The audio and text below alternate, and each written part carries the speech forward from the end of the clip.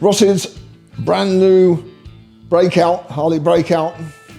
It's come in with a Screaming Eagle Stage 4 kit, 40 cylinder heads, 64mm throttle body. It's a 117. I've told him to keep the capacity down for our supercharger.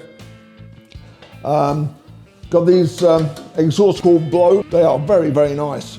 Lovely chrome, lovely heat shield. And we ran this up on the dyno yesterday, and I cannot believe how much power this is making. I haven't had this combination before with the heads and the 64mm throttle body. Blow exhaust system. The pistons are 11:1.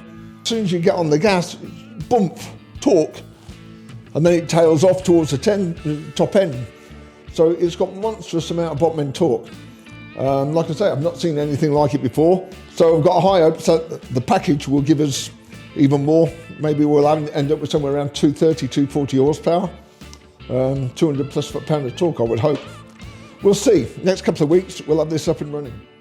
Okay, so we've got Ross's Harley-Davidson Breakout on the dyno. This is a 22 plate, so 2022 114 Breakout. It's been taken out to 117 with the Stage 1 Harley SE kit, running a Zippers 468 cam, running a 64mm throttle body, Screaming Eagle cylinder heads, CNC 40 cylinder heads.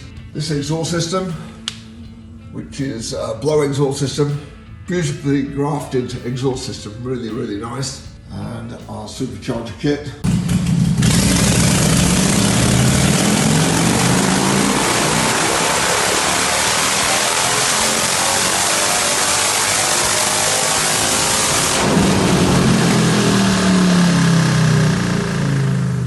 Power is 220 at the wheels, 206 foot-pound of torque, clean as a whistle all the way through. Look at that for a curve.